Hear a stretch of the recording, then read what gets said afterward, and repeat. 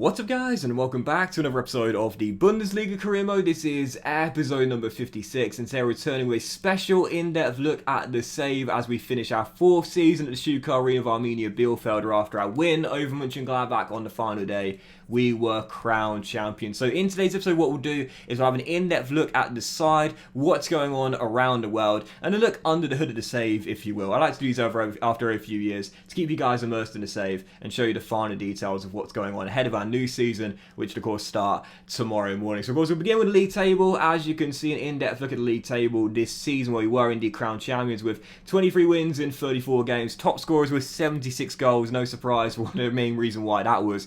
And whilst once again our defence was poor, we had the third worst defensive record out of the teams in the top 10. It was our high-powered offense that saw us over the line, finishing with the best goal difference record in the division as well. It is ironic, I chose Arminia Bielefeld because I wanted to learn how to be a better defender in this year's FIFA, but I've just got to be honest here, I don't think against the AI and Ultimate it's something I'll ever be able to do. I feel like I have gotten better as the seasons have gone by, not just in this save, but in other saves as well, like with Newport County in our club and country, and also, of course, in our Brentford, Milan, and Real Madrid career mode. But I think just defending in general is just such a hard thing to do in this year's FIFA, especially against the AI on Ultimate. So champions by 6, Leipzig, Leverkusen and Dortmund will join us in the Champions League next year, with Wolfsburg in the Europa League, Stuttgart in the Europa Conference League. But the big story, Bayern Munich, 11th place. We took their throne. And oh my goodness, let's just say the future is now, old man. Malcolm in the Middle reference. Even so, Bayern's shocking season and the bottom three, Fürth in the relegation playoff, Bochum our rivals and Heidenheim down to the 2 Bundesliga. Unfortunately, Augsburg will be in the Bundesliga next season again. I can't avoid these guys. So a look at the individual charts in this year's Bundesliga, where Jamie Llewellyn did indeed win the Golden Boot with 30 goals in 33 games. Not a surprise though. The reason why I didn't really show the top scorer charts during the season is because Llewellyn was just so far in front. Once he got the lead away from the chasing pack, he was never in any trouble of getting caught up. He stayed fit all through the season and therefore was able to win the Golden Boot. His first of the save pretty convincingly. And you know the old saying, if at first you don't succeed, try again. Last season, the injury cost him the Golden Boot. The year before that was Lewandowski's brilliance. This time, with the third time of asking, he does indeed win it. Great to see Brekalo and Robin Hack in the top 25, though. Hack with 11 this season. Brekalo got 9 as well. Really important members of our side. Jamie also won the assist title. It's very common for me, and you'll notice in a lot of the saves I do, for my main guy, particularly my out-and-out strikers, to not just win the Golden Boot, but also win the assist title as well. That's because most of the play is centered around him on the offensive end. So even if he's not scoring, he's often playing the final ball to play someone in. With quite a few Bielefeld players in this top 25, including Okugawa, who only played 11 games this season due to injury, yet still got 5 assists. His efficiency is unbelievable, as Alex Ramiro won the Golden Glove, Kevin Trapp in second, and then a trio of Castells, our boy Zach Steffen in from Man City, and Luis Maximiano behind in the race for the Golden Glove this year. Now there is a team of the tournament this season. We can see that Joshua Wagnerman and Amos Piper, the skipper, are indeed in it. Who else is in the team of the season? Surely Llewellyn as well, and he is indeed. And Felix Agu is as well. So 4 players. Felix Agu, really? Was he that good this season? I guess so. So Agu, Piper, Wagnerman was in there as well. So wow, that's shocking. So despite having the third worst defensive record in the top 10, 3 of the back 4 were Bielefeld players. Really? Wagnerman and Agu, the fullbacks, and Piper as well. Got to say, I think the game's been quite generous there. My defence was poor this year, as per usual, but Llewellyn definitely warranted it. Llewellyn, of course, was the Golden Boot winner. Not close to, of course, the record for most goals in a season, but will certainly take it. First 30 goal a season for Jamie, and he was fantastic this year, as Ramiro won the goalkeeper of the tournament, and Llewellyn was also player of the tournament as well. No surprises there.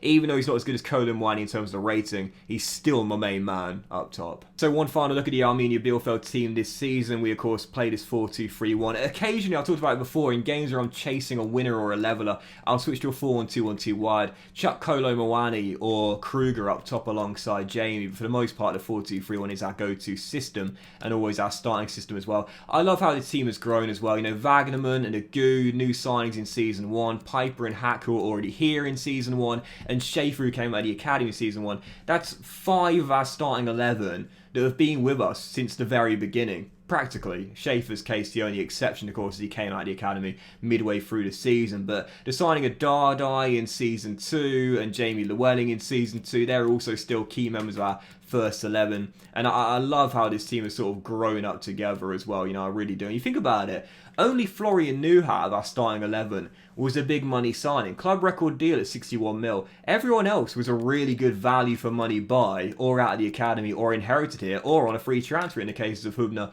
and Brekalo as well. It's safe to say we spent really, really wisely. Even the bench here, Hoffman and Kehrer and Draxler are all free transfers. Schuster and Ludwig came out of the academy. Henriks and Colin Moani were valuation deals. We haven't spent a great deal of money to assemble what is a really good 5-star Arminia Bielefeld team, but it's got great depth, it's got some great young talent, and again, just to remind you, we are still a 5-star team, of course, and we're only getting better as this side continues to grow as a core. So one final look at these squad statistics this year. I love how loan players this season sometimes develop so quickly. Not always, of course, it is still quite rare, but when it does happen, it's fantastic. Jean Thomas, our goalkeeper at the academy, has grown 8 ratings this year, out on loan in Spain at Zaragoza. You love to see that. But Schuster this year, of course, lost his place to Zach Steffen as our starting goalkeeper, and of course, as we know, has only grown 1 rating. Shame, but I think it was a tough decision to make, but I think it was the right one there. He still has that potential special tag, but I believe he'll get a downgrade for next season. But the buy of Zach Steffen was a brilliant decision. Whilst the average rating might be poor, that's just because goalkeepers in this year's FIFA, as you know, normally have poor average ratings because they don't save many shots against the AI and Ultimate, as we know, but I think he really helped us improve this year and was a bargain buy front of the valuation from Man City. Joshua Wagnerman continues to be consistently fantastic, growing 2 ratings this year to 86 overall. Really good this season, especially on the defensive end. Tirana Riga and Pfeiffer didn't play much this season. They used to be key members of our squad. This guy, I was so excited for, but I've just got no use for him really. Valentin Volta. Carragher rating. Piper is also up to 82 overall. The club captain now, if you will. Dardai, though. What a decision to train him. I should say retrain him from holding mid to centre half. I wouldn't say the experiment was a failure, training him as a holding mid, because he did okay alongside Schaefer, but really his best position is centre half, and it was proved when he grew those 2 ratings, jumping back from CDM to CB, and he's up 5 to 87 overall now, and he's 23 years old as well. He's only getting better. Felix Agu, up a rating this year as well. Konstantin Schaefer grew 4 ratings this year and also bagged 5 assists in 39 games. No goals this year for the youngster at the academy, but he continues to progress really nicely and is still only 20 years old.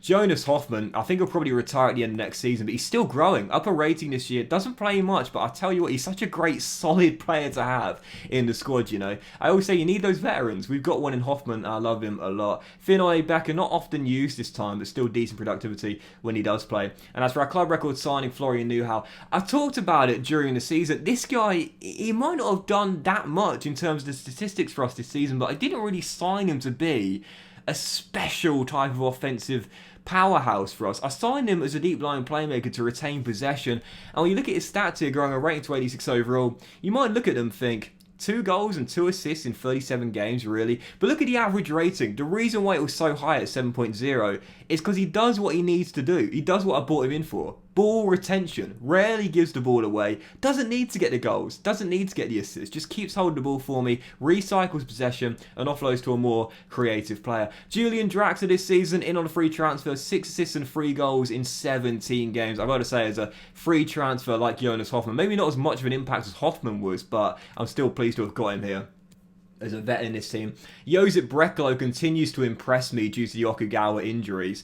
Last season single-handedly won us the Europa League final. This year, 9 goals and 8 assists in 21 games. I tell you, the Croatian he's looking like a brilliant bargain buy. When I signed him and Okugawa was still my main playmaker, I was like, I'll probably sell him after 1 season. What a decision to keep him and have him as our starter ahead of Okugawa now. Because I hate to say it, but for Messiah, after back-to-back seasons with serious injuries, the ACL last year and a big 3-month injury this season too, only 12 games all season long. Oh man, I don't know what to do, but at 29 years old, he's not going to get any better. Brekalo has surpassed him. Even Draxler is a rating higher. Do I sell him? I love him to pieces, man. I really do. But for his own good, for the good of his own career, and for the future of Bielefeld, Do I sell him in the summer? I don't know. I love him. He was my talisman, top scorer back in season 1, but can't keep himself fit. The efficiency will always be there. 4 goals and 5 assists in 12 games, but keeping him fit is the problem now. It might be time to call time on Okugawa's career here. Same with Wimmer as well. Wimmer, of course, we inherited back in season 1, doesn't really play that much nowadays. We've got some great quality wingers here. Whilst he's up to 80 overall, at just 23 years old, doesn't get much game time. Might be an idea to sell him in the summer, if not keep him as a reserve. Marco Ludwig was great in limited game time this season, grew 4 ratings to 81 overall. I think he was a bit burnt out last season, so this year decided to stagger his game time a little bit alongside Theodor Hubner. I think I made the right call. 9 goals and 7 assists in 23 in all competitions, and up 4 ratings to 81 overall. As an impact sub off the bench, this guy was brilliant this season, and when starting games as well. Great season for our young winger there. Robin Hack, once again, was great this year. He started off quite poorly, if you remember. It took him a while to get his first goal of the season, but 11 goals and 12 assists in 32 games in the Bundesliga. Really picked it up midway through the season, I would say. Robin Hack now 84 overall at 26 years old. This guy has become a key member of our offensive unit. Theodor Hubner, in on a free transfer, grew 3 ratings to 85 overall. I'm still not sure who this guy's regen is. And he had a slow start to the season, if you remember. He started off as a primary central base player. We transitioned him to a right winger in his team to utilise the fact he's got pace and he's left-footed. 7 goals and 4 assists in 28 games in all competitions. Not exactly the best, but at 22 years old, growing 3 ratings, he had a fantastic end to the season, and he still does remain a key part of our squad moving forward for next season. Kolo Muani did not get as much game time as last season due to Jamie Llewellyn keeping himself fit this year, but as a backup striker, couldn't ask for much better. 3 goals and 4 assists in 8 Champions League games this season, growing 3 ratings to 85 overall. I'll be honest, I'm not against cashing in on him in the summer because he'll get some big bids and looking to reinvest elsewhere, because you don't operate with 2 strikers. But if I was to have a backup for Jamie Llewellyn, I couldn't ask for someone better. But as for Jamie, 30 goals and 17 assists in 33 Bundesliga games, the Golden Boot winner, the assist title winner, 4 rating increase to 81 overall. Took him a while, but the 3rd attempt, he does win the Golden Boot, and as a physical monster and just 24 years old, he's still getting better. Kolo Muani is 4 ratings higher, but I still prefer Jamie. Fantastic this year, and that's what happens when you can keep yourself fit. Florian Kruger barely plays nowadays, but as a squad striker, 3rd choice, I'm still happy to have him. 2 goals in 9 games, including what was a game winner against Heidenheim midway through the season. Up 2 ratings, 78 overall. He'll still have a place in his squad, if not getting much minutes now, but it's finally time for this man to retire. 37 years old. I said I'll keep him till he retires. Hasn't played a minute of football in 3 seasons, I believe. Down 7 ratings to 48 overall.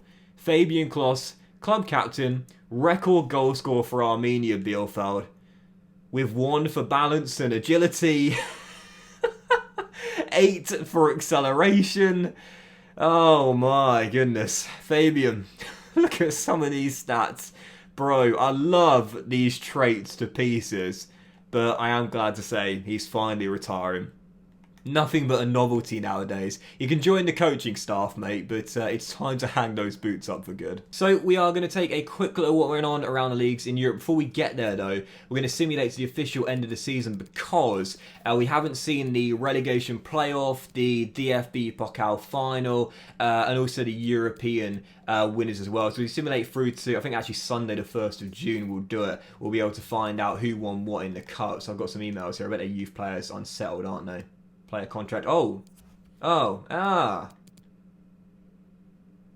do you know what? Like, yeah, those players, when you get so far on, I think he was one of our best prospects as well. When you get so far on to a career mode and you identify you've only got like 2 or 3 seasons max left, these guys can play a role potentially in the squad, but you know that the likelihood, even though this guy's got great potential, is he's never going to become a star in the team. So you might notice it in my career modes, and this year has been no exception as well. When I get about 4 or 5 seasons in, I tend to stop youth scouting unless I know I've got like another 4 or 5 seasons left in me. With this Arminia Bielefeld team, I think we've probably got like 2, maybe 3 seasons max left. So for now, I've stopped my youth scouting because there's no point. It takes money, it takes time, but the likelihood is that youth players we get, even if their potential is great, they're not going to be able to progress quickly enough to ever play a role in the first team, or a significant one at that. So for the DFB Pokal, as you can see, Borussia Dortmund finally won their first trophy of the save. Take them 4 seasons, but there you go. They beat Mönchengladbach on penalties by 4-3, as Bayern won nothing this year. Goodness gracious. 3 straight seasons of domestic doubles. No, sorry, 2 straight seasons, then last year won the title. But this year, nothing.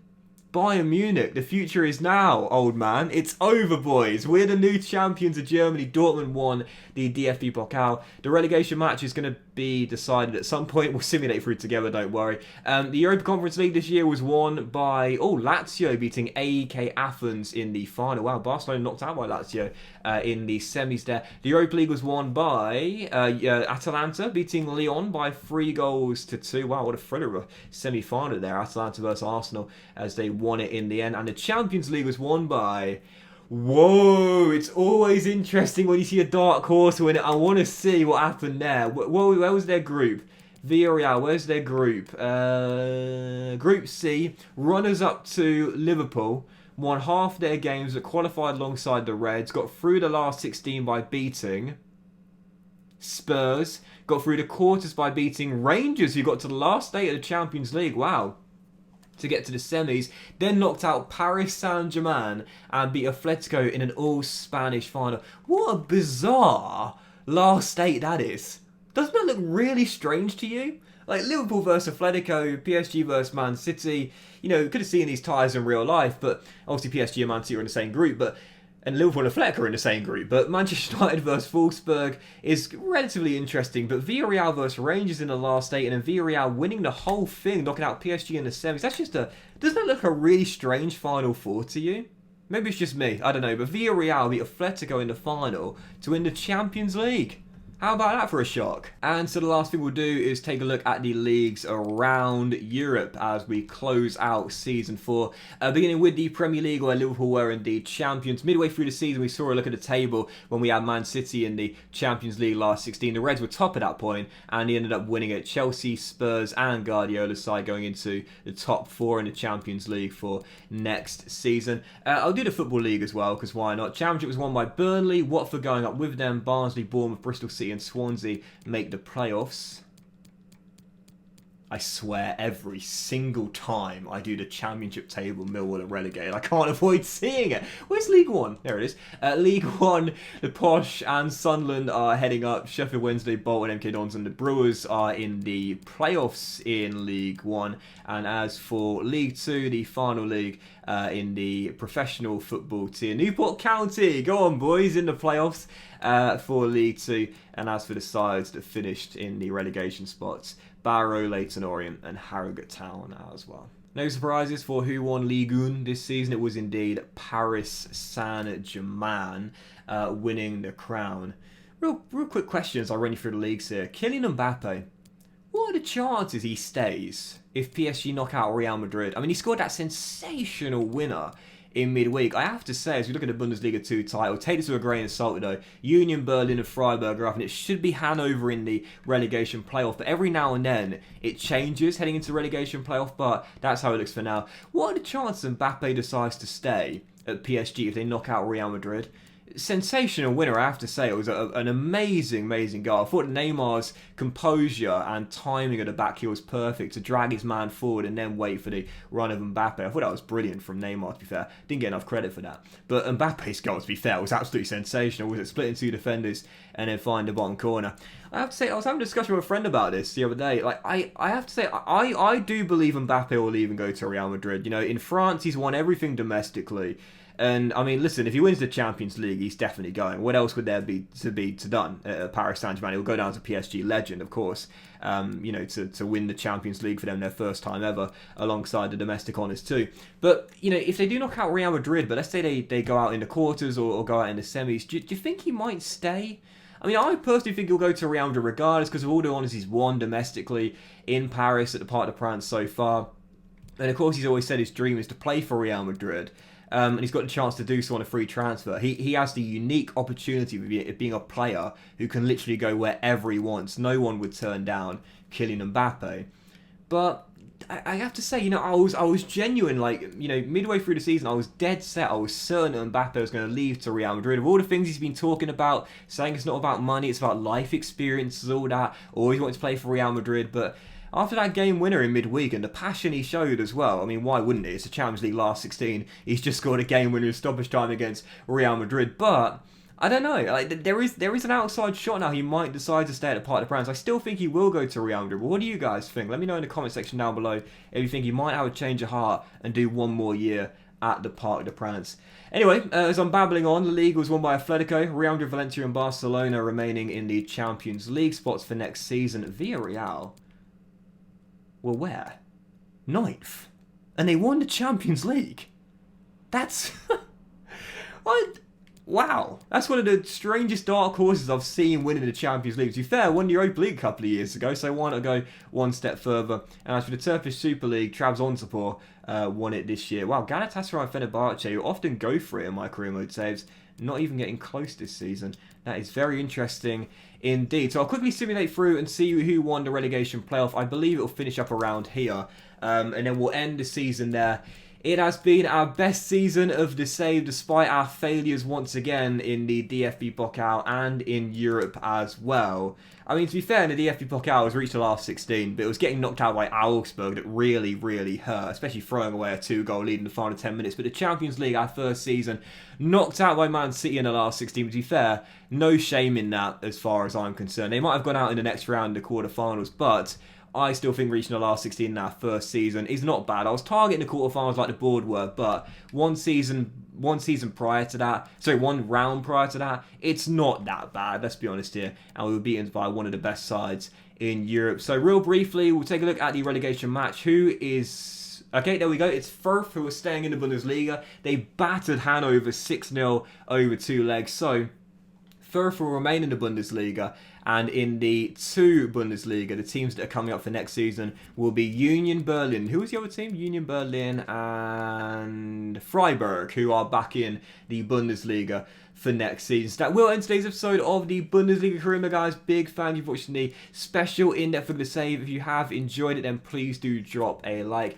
Much love to you all. Have a fantastic day, and we'll return in the very next episode, the beginning of Season 5 at the Schuko Arena, where we'll be defending the title for the first time ever with Arminia Bielefeld and going to the Champions League once again. Have a fantastic day, guys. Much love to you all, and I'll see you for the next episode, the start of the brand new season, Season 5 at the Schuko Arena, defending the Bundesliga title for the first time ever.